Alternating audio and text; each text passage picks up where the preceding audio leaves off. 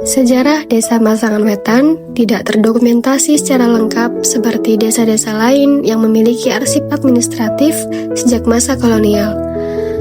Namun, keberadaan desa ini dapat ditelusuri melalui ingatan kolektif masyarakat serta dokumen pertanahan dari pemerintah Kabupaten Sidoarjo yang mengindikasikan bahwa nama Masangan Wetan telah dikenal sejak sekitar tahun 1960-an.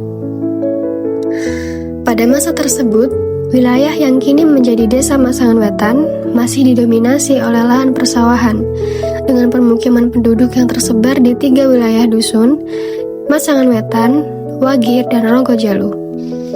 Meskipun tidak ada catatan resmi mengenai pendiri desa, masyarakat masih mengenang beberapa tokoh lokal yang berperan membuka wilayah pemukiman di tiap dusun.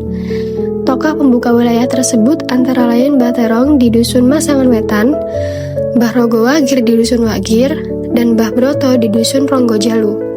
Mereka bukan pendiri desa secara administratif, namun merupakan orang-orang yang pertama kali mengolah tanah, baik sebagai permukiman maupun sebagai lahan pertanian, sehingga menjadi titik awal terbentuknya komunitas yang kelak berkembang menjadi desa yang lebih mapan. Pada masa awal terbentuk, kehidupan masyarakat masih bertumpu pada sistem pertanian tradisional dan hubungan sosial berbasis gotong royong.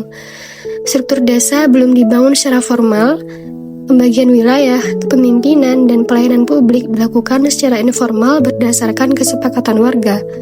Barulah pada dekade berikutnya, setelah administrasi desa mulai tertata di tingkat kecamatan dan kabupaten, Desa Masangan Wetan diakui secara administratif sebagai bagian dari Kecamatan Sukodono.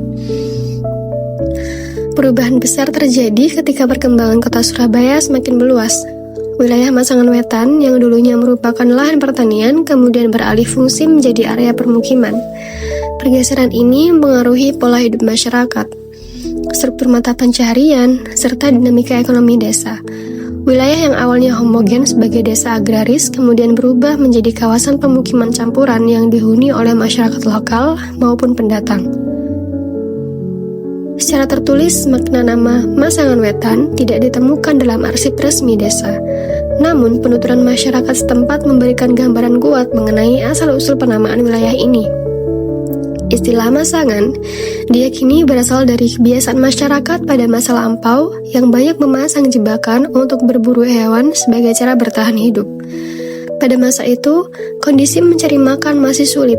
Jika tidak bekerja ikut orang, penduduk mengandalkan hasil berburu di sawah, sungai, maupun pekarangan rumah. Aktivitas memasang jebakan inilah yang kemudian melahirkan sebutan Masangan. Penjelasan ini diperkuat oleh keterangan para informan yang menyampaikan bahwa penduduk dahulu memasang berbagai jenis jebakan agar bisa memperoleh ayam, ikan, dan hewan kecil lainnya. Seiring waktu, istilah tersebut melekat sebagai identitas kawasan. Sementara itu, kata Wetan yang berarti timur menunjukkan letak geografis wilayah ini sebagai bagian timur dari kawasan Masangan.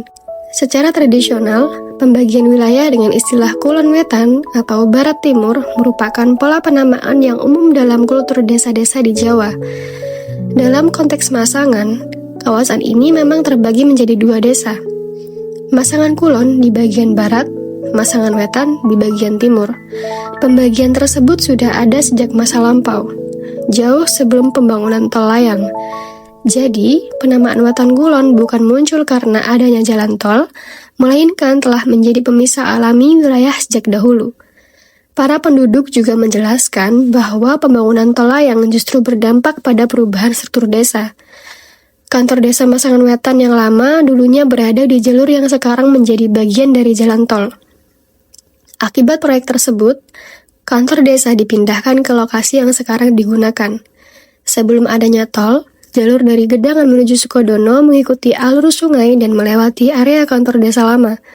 Namun, secara administratif dan historis, pembagian Masangan menjadi Wetan dan Kulon sudah lebih dahulu ada.